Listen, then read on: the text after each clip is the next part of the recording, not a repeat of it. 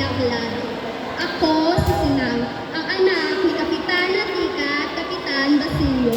Ako ay isang matalik na kaibigan ni Maria Clara. Ako ay mahilig sa mga mamahalin at magagandang alahas. Hindi ako masyadong kagandahan, ngunit ako ay isang masayahin tao na ngayon ay nabubuhay bilang isang buting asawa ni Leon. Ano ba ang kasalanan namin? Bakit ganito ang tadhana ng mga mahihirap habang ang mga mayaman ay nagpapakasasa sa kayamanan at kami na may kumakalang ng sukura? Ngunit sa likod ng lahat ng ito, nais ko ipakita na hindi lahat ng oras ay alipin ng mga mahihirap. Darating ang araw na ang tinig namin ay maririnig at hindi na nila kayang makahimik.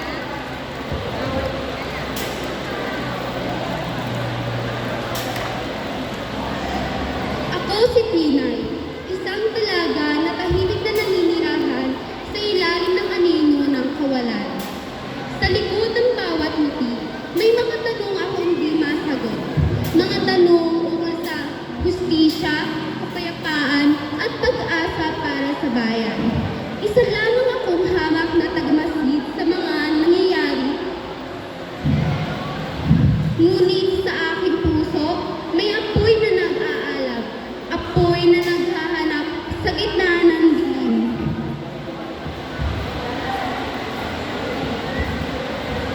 Ako, si Kabesang Andang.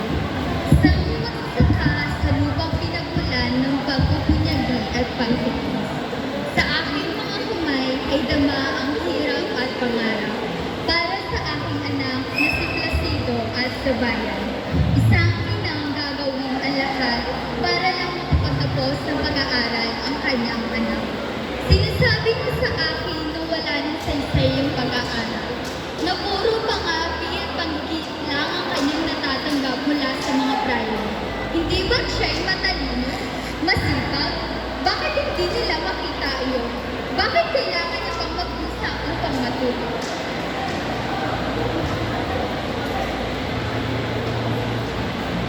Ako si Gertrude, isang tinig ng damdamin at kwento. Sa bawat awit na aking tinutugtog, sa puso ko'y naglaladlad ng saya, lungkot at pangarap. Ngunit, bakit sa bawat palakpak parang may kulang? Ako'y ang mga salitang di nasambit, naiipit sa damdamin ko. Mr. Lee, tila ako'y umaawit hindi para sa inyo, kundi para marinig ko ang sarili kong diwa. Ano ang dapat kong gawin?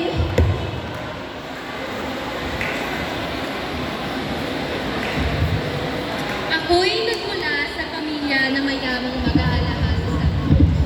Ako ay isa sa mga dalagang urenda. Isang araw sa aming tahanan, mayroong isang panauhin at siya ay nagngangalang Usagana. Ikwinento niya ang mga kaganapan kagabi sa hapagkainan ng mga general. Ano? May kaguluhan kagabi? At sinong may panganak? Ang mga praile? Ang chinong si Quiroga o si Simon? Si Simon? Nararapat lamang dakitin ng demonyong yan.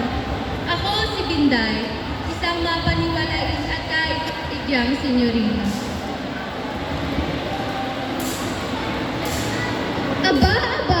Aba. Magandang araw sa inyong lahat. Ako si Kapitana Tentay, ang pinakamasipag na tagapaghatid ng balita dito sa ating bayan. Pero teka, hala, narinig mo na ba ang balita? Aba, kung hindi pa, ay maupo ka at makinig sa akin. Dahil ako may mata sa bayan na to. Kilala kong mga tao dito, mula kay Kapitan Tiago, hanggang sa mga praile na sina Padre Salvi at Padre Camora. Alam ko rin ang galawan na mag-alahas ni Simon. Siya pala, si Crisostomo Ibarra. Kaya kayong lahat mag-ingat.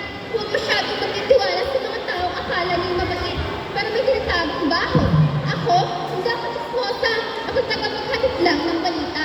O siya, ako'y aalis na. Baka may bago na magbalitang kailangan kong alamin. Aba,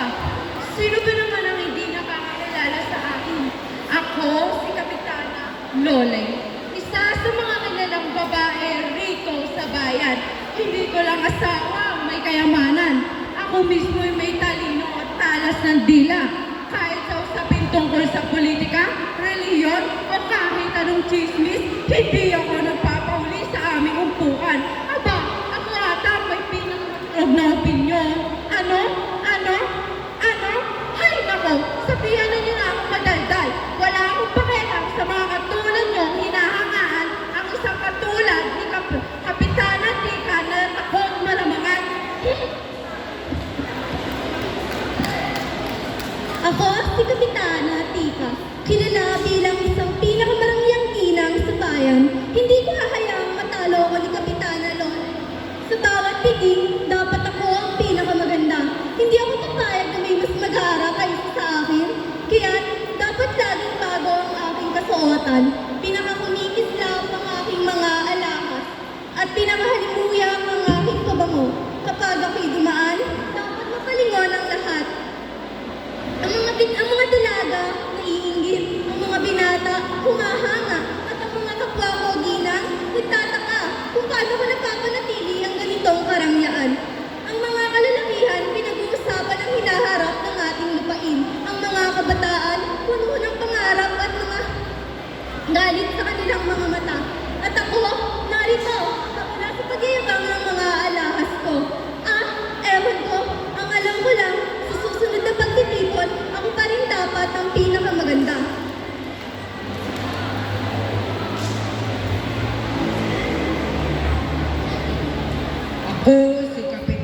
Ako si Carolina, anak ni Kabesang Tales, kapatid ni Huli at ni Lucia, at apo ni Tandang Selo.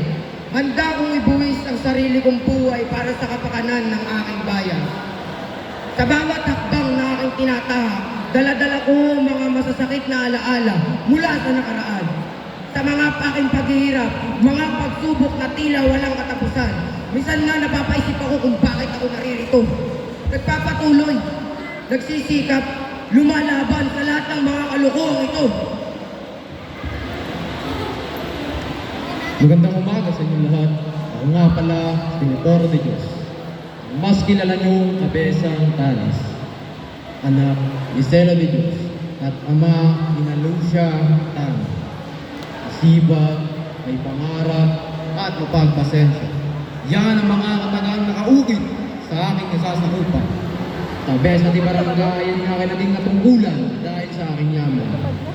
Ngunit ang tadhana ay sadyang mapaglaro. Dahil kaakibat ng aking pangalan upang abuso at sakim na sistema ng ating bayan. Ang ninais ko lamang ang ibigay ng isang buhay ng aking minamahal. Ako'y nagpupuri sa kapangyarihan ng mga primate, sapagkat sa kanilang gabay, natatamo natin ang kanisay at katahimikan. Ako, si Hermana Bali, at tumayong ina at tagapayo ng dalagang si Huli. Ako ang tumayong ina at tagapangalaga ni Huli. Ako ang nagbalita sa dalaga na natakip at nabilanggo na si Basilio. Ako din ang nagbubahe na tumuloy kay Padre Camora upang hingin ang tulong nito. Hindi dapat natin payagan ang mga mapanira at nagre-rebelde sa kapangyarihan ng simbahan. Ang kanilang mga plano, hindi dapat natin sirain. At ang kanilang mga hangarin ay hindi dapat natin hadlangan. Nawala ko sa katinuan, nalaman ko, binawian ng buhay ang aking dalagang si Huli. Natagpuan na kong sisigaw-sigaw doon sa lansangan. Huli! Huli! Huli! Ngunit sa kabila nito, ako ay nananatiling tapat sa aking tungkulin bilang isang alagad ng simbahan.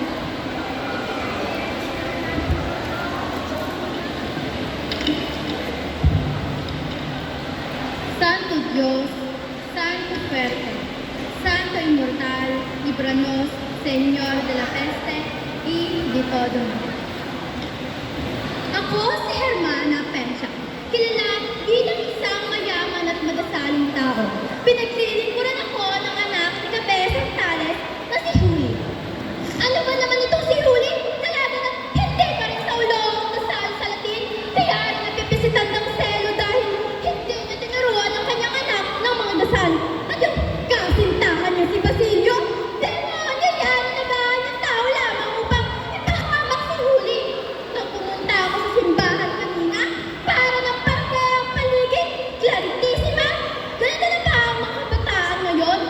Jesus Mariosep ang suot ng ilang kababaihan.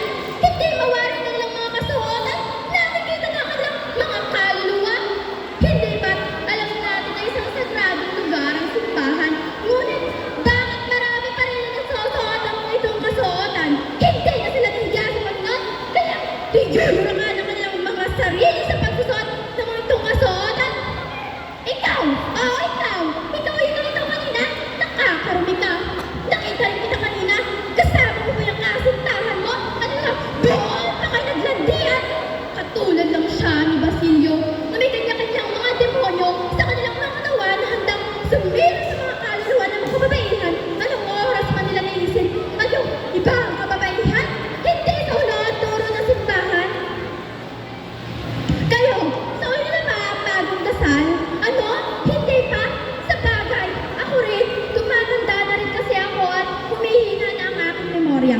O siya, aalis na ako at magdarasal pa na sana ay manalo ako sa aming madyong mamaya kasama ang aking mga hipokrita kumare. Pagpalahan kayo ng Diyos!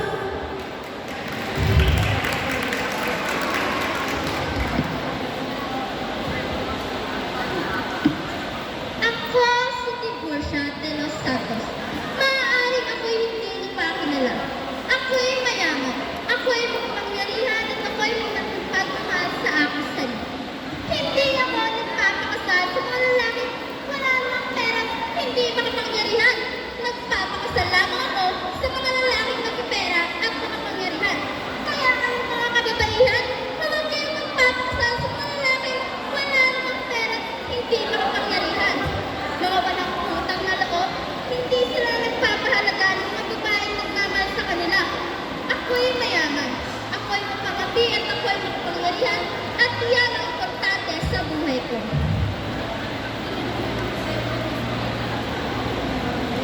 Ako si Paulita Gomez. Ako ay isang dalaga na galing sa makapangyarihan at mayaman na pamilya. Pamangkin ako ni Doña Victorina. Mayaman, maganda, talagang kahali-halina. Taglay kong karigitang pumupukaw ng mga mata. Lahat ng inyong nanaisin ay nasa akin na. Hindi naman sa pagmamayabang, ngunit halos lahat ng kalalakihan sa aming universidad ay nabibighani sa aking kagandahan. Ngunit sa dami-dami ng iba, laman ng puso ko'y nag-iisa. Isagani, aking mahal, ikaw lamang ang gusto kong makasama. Ay, may isa nga lamang tayong problema. Ang mga kagustuhan natin ay hindi tugma. Ang pangarap ko'y maabot ang mga tala at sa'yo naman ay mas mahalaga ang sinilangang lupa. At sa huli, isa lang ang aking masasabi. Ako'y tutungo sa altar, kaharap ay hindi ikaw.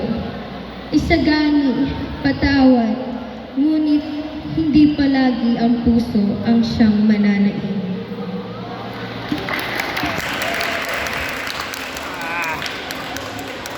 Ako si Juliana Digos. Huli kung tawagin na nakakarami. Larawan ng isang Pilipinang hamakin ng lahat kahit kapalit pa nito ay sariling puri at dangal. Wala na siguro hihigit pa sa pagmamahal na meron ako sa aking ama, sa aking kasintahan at sa aking bayan. Sa bayan kung saan ako ninakawan ng puri at dangal. Hindi ko na alam ang nararapat kong gawin. Noong unay si ama ang nawalay sa akin, sinakripisyo ko ang lahat para tapusin lamang si ama sa mga tulisan galing sa pera. Nagpaalipin ako kung mababa ang tingin sa akin, na tila ba ako'y isang napastangan. Ngayon, pati si Basilio ay naisilayo sa akin ng tadhana. Si Basilio na wala ng ibang dahilan kundi ang kabutihan ng bayang ito. O Diyos ko, ano ang dahilan ng iyon ako iyong pinagkaitan? Ito ba ang iyong gusto? Ito ba ang iyong nais? O Diyos ko, kung tunay na kabutihan ang nais mo, bakit di na puro pagpapakasakin ang binararanas mo sa akin?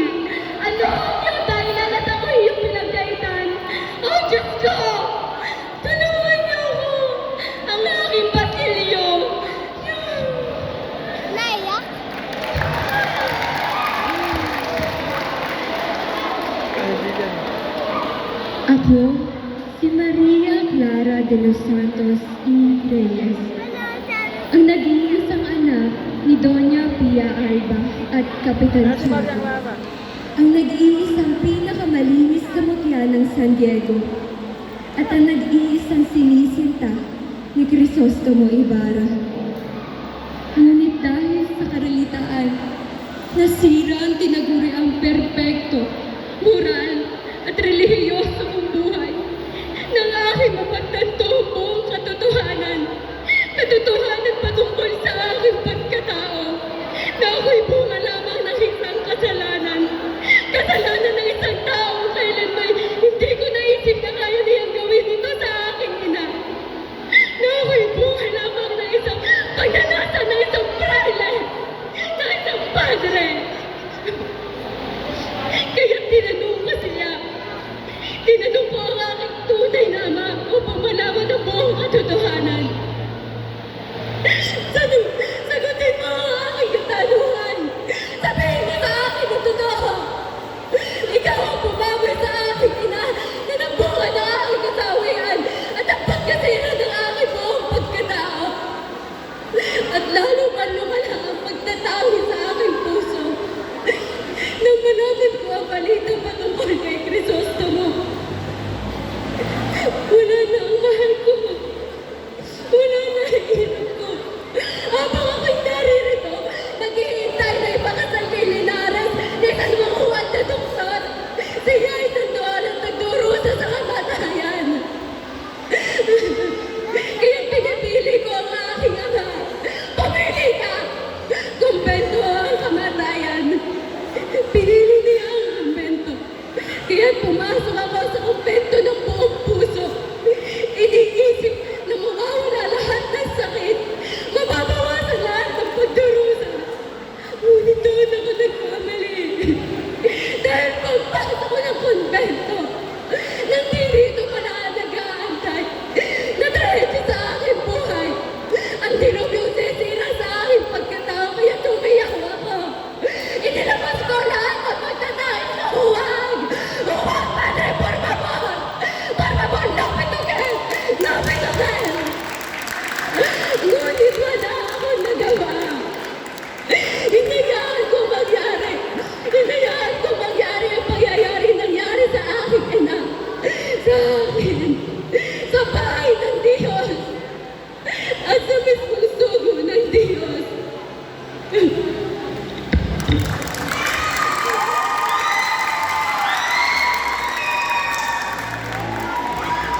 Ako si Pepe, isa sa pinakamatalik na kaibigan ni Don Custodio. Isa akong pananaya na nagtitigil sa niya at nalilipan. Nalalabihan. Kita niyo ba ang paa? At ang kutis ko, tulungin ang natamaan ng liwanag. Kung talagang ako ay iyong mahal, maaari mo pagbigyan mo ang aking kahilingan.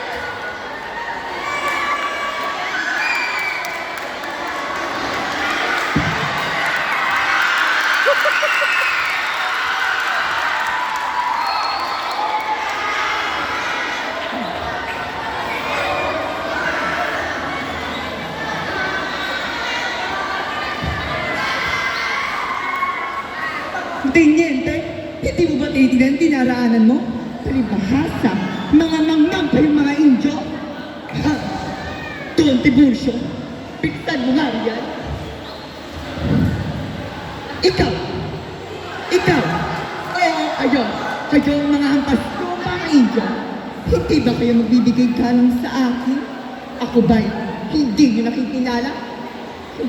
Buen, ako si Doña Victorina de los Reyes de Espadanya. Tignan niyo ang kolorete sa aking mukha. Ang kulot at kulay ng aking babat at ang aking nagagarang suotan na tila para lamang sa mistisang kagaya ko. Kaya kayong mga hampas lupang Indyong itim-itim ng aita, nararapat nyo lamang kong ikala. Isang araw, napadaan kami sa bahay ng isang alperes at nagkataong nandun si Doña Consolacion. Bigla bang sumimangot at tumura sa harap ko? Napakawalang modo, pero barbaridad. Akala mo sinong ganda para magiging sa harap ko? Ako si Doña Victorina de los Reyes de Espadanya. Ang totoong may dugong Espanyol at hindi tulad ni Consolacion na isang hamak lamang na bandera. Bata pa lamang ako, alam ko nung sa Espanyol ako'y kakasal. At ito ang jibay ko, si Don Tiburcio de Espadanya. Kaya ngayon, pumili tayo. Ako o si Consolacion? Ano? Si Consolacion? Sige! Sama kayong mga pangit at maitim sa inyo at kami mga ganda lamang na bagay sa kalangitan.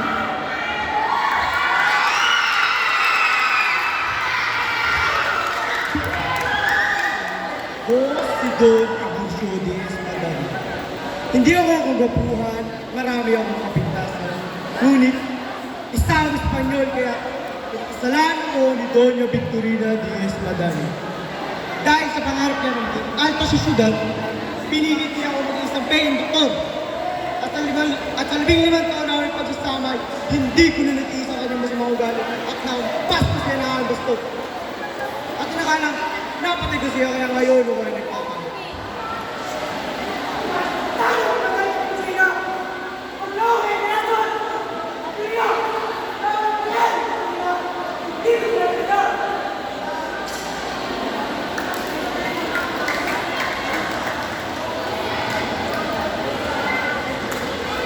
Ako si Sagani, isang mahirap na estudyante ng abogasa, makata at ang matalik na kaibigan ni Basilio. Sinuportahan ko ang akbang na magkaroon ng isang akademya na kung saan ang tulad kong Indio ay maaaring matuto ng wikang Espanyol. Ako'y pamangkin ni Padre Florentino at dating kasintahan ni Paulita Gomez na ikinasal sa mayamang mistiso na si Juanito Pilaes. Padre, walang pagkakasala ang kabataan sa pagtanim ng galit sa mga praile. Ang kasalanan ay nagtuturo! Sila mga nagtuturo na hindi kailangan magkaroon ng malayang kaisipan at pananalita. At sa sitwasyon ngayon, ang sino mo makapagsalitang taliwas, karamihan ay tinuturing na isang filibustero at kailangan magtiis sa pag-uusig. Ang mga praile ang siyang may pananagutan na ubugin ang bereng kabataan sa isip at katawan. Responsibilidad nila iyon upang mapalaki ang isang bayang dakila, matalino at tapat. Ako man ang sumira ng huling pahina sa paghawak at pag-agistan lang para sa lawak ay hindi ko pinagsisiyan. Makita na muli ang kanyang ngiti, ang ngiti ng aking pinakamamahal na si Paulita Gomez. Dahil bukas ay sa iba na siya ikakasal. Bukas ay sa iba na ikakasal ang aking pinakamamahal.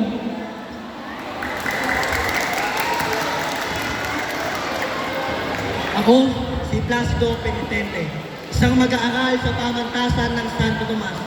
Nasa ika-4 na unang taon ng Bachelor in Artes o Bachelor of Arts sa wikang Ingles.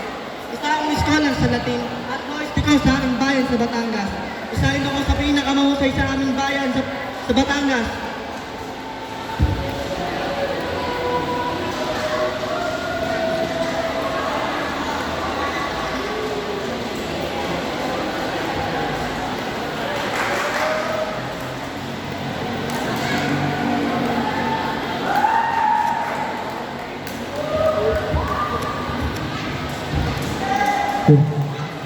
Ako si Makaray, ang mayamang estudyante na sumusuporta sa pagtatag ng Akademyang Kastila. Ngunit ako'y biglang nawala sa oras ng kagipitan. Alam ko ang kasarian, ang pamalaan at sipahan. Batid ko kung anong nais tayong tutulan. Ang hindi ko lang malino sa akin, na bakit tinaayahan ng ating kababayan na magbistulang dayuhan sa ating sariling bayan. Hanggang kailan tayo magpapalipin sa takot at kasinungalingan.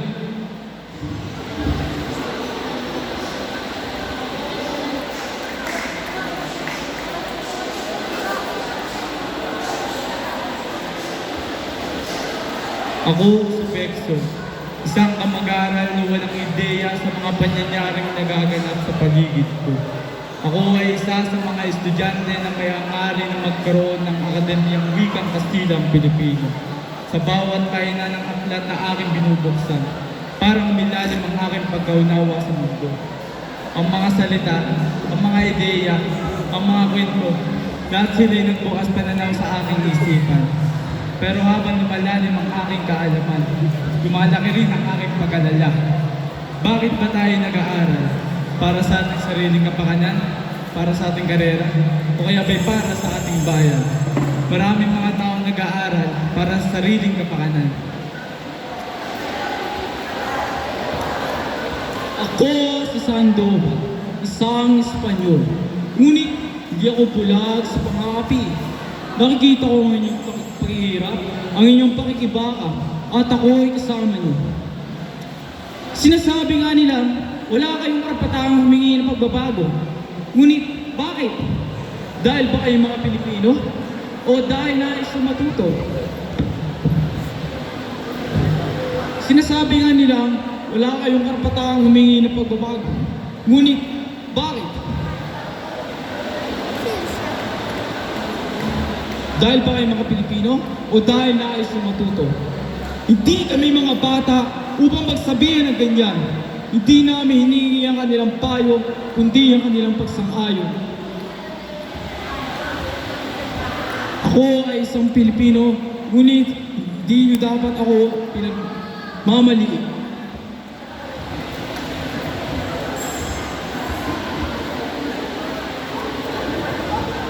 Ang katwiran ay hindi lamang para sa malalakas. Ang ating tinig ay hindi dapat manatiling tahimik. Ito ang ating sandata. Hindi man ako isang Pilipino, ngunit ang laban nyo ay laban ko rin.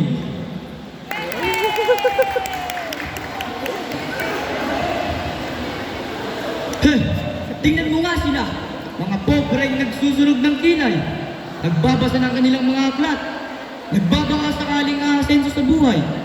Ngunit anong silbi ng lahat ng iyon? Kapag ikaw ay isang Pelaez, hindi mo na kailangan pang magpakahirap. Bakit ko kailangan mag-aaral ng gusto kung ang pangalan ko pa lang ay sapat na para buksan ang kahit anong pinto? Ang akala nila, talino ang susi sa tagumpay. Pero alam ko ang totoo. Ang aking ama ay isang mayamang negosyante at kilalang kilala sa lipunan. At ako, kaya kong gawin anuman ang naisin ko. Sino ang makatatalo sa akin? Si Sagani, si Basilio, mga hampas lupa.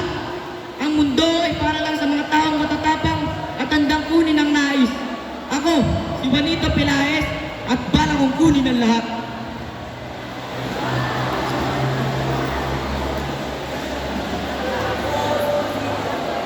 Kunyagi ako sa pag-aaral. Puno ko lahat at maliit na aking nakapamamagal. Dahil sa aking anyo at kalagayan sa buhay, ngunit ipinangako ko sa aking sarili na hindi ako magpapatalo sa mga salot ng lipunan. Ang mga adhikain mo na hindi dapat mawala sa kawalan. May mga panahong nanghihina ako, ngunit ipinangako ko sa aking sarili na hindi ako magpapatalo sa mga salot ng lipunan.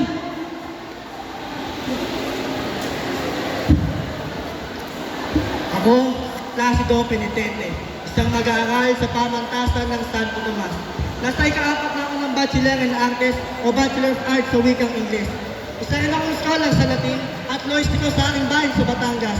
Isa rin ako sa pinakamahusay sa aming paaralan, ngunit nawalan ng gana sa pag-aaral nang dahil sa magulong sistema ng paaralan. Gaano man ako katalino, hindi ako kinikilala ng mag-guro. Sawang-sawa na ako sa mga pabor nila sa mga estudyante ng Kastila. Puro diskriminasyon ang aking nadatas mula sa kanila. Tiniis ko yun sa loob ng 4 na taon sapagkat hangad ng aking ina na ako'y makapagtapos ng pag-aaral. Ngunit dumating ang araw na hindi ko mapigilan ang aking sarili na iyon ay sumapit ang klase sa pisika. Naipagtanong ako kay Padre Milyon. Tama na, Padre, maaaring ako markahan ng anumang marka, pero wala akong karapatan mang-api sa akin. Pagkatapos ng pangyayaring iyon, nagpasya na ako at hindi na nagdalawang isip pa na umanag sa pagpaplano ng revolusyon. Ako si Ginoong Pasta, sa akong bantog na manananggo. Ako'y pinakisama ni Sagani na umaari ako mamagitan ng sanaayon. Kung sakaling sumaguni si Don Custodio, ako si Ginoong Pasta, isang bantog na abogado na handang magserbisyo. Nabasa niyo ba ang baluktot na balita? Ako, si Ben, ang manunulat, ngunit walang katawan. Ang galing nilang ilang isipan ng mga tao, lalo na kung sila'y walang natapos at walang pinag-aralan. Kumakampi lang ako sa mga taong may kapakayan. Pinapalabas ko na sila ang bayani, ngunit sa kabaitaran, sila pala ang aas at lasa sa ating bayan. Kaya kung sino maniwala sa aking balita, sila pa yung mga Indiong walang pinag-aralan.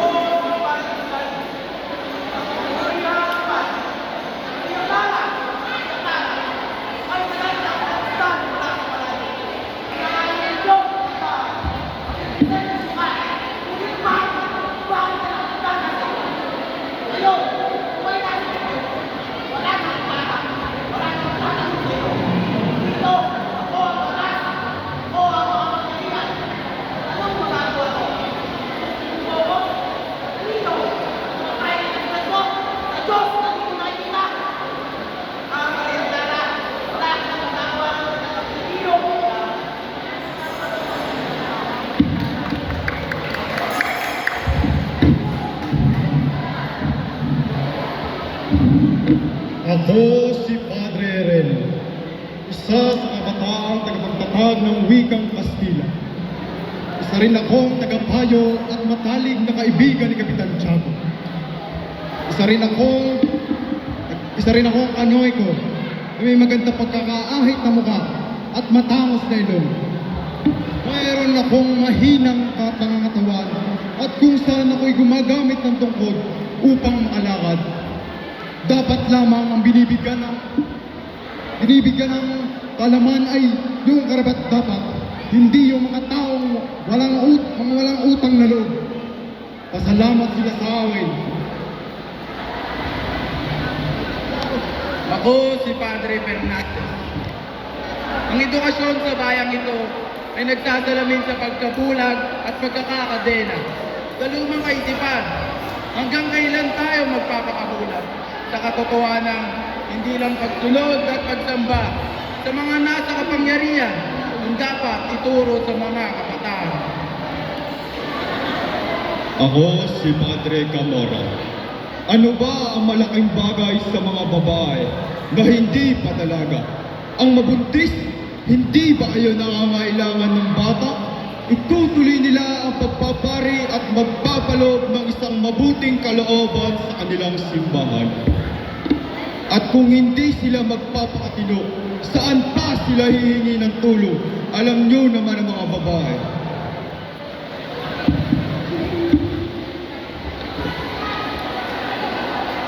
Ako, hindi pa nga nang iyan ang tunay kong pagkatao.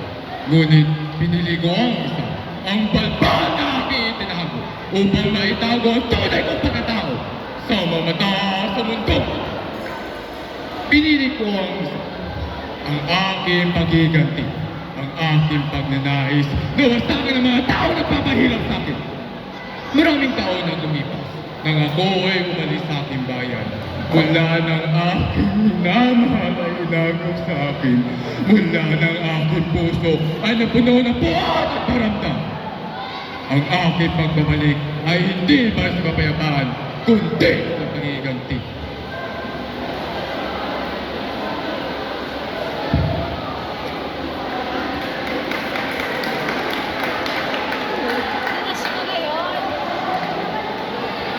Ako si Sino. Isa akong kutserong 2 beses nahuli at nabugbog ng mga gwardiya sibil bago mag-Notivena. Dahil wala akong naipakitang sedula at walang ilaw ang aking talesa. Sinabi rin nakasapi ako sa lihim na kalusan ni Simon. Ang buhay ay parang paglalakbay, puno ng takot at pag-aalinlangan. Pero sa kabila ng lahat ng pagsubok, ang tunay na lakas ay matatagpuan sa pagtanggap na kahinaan.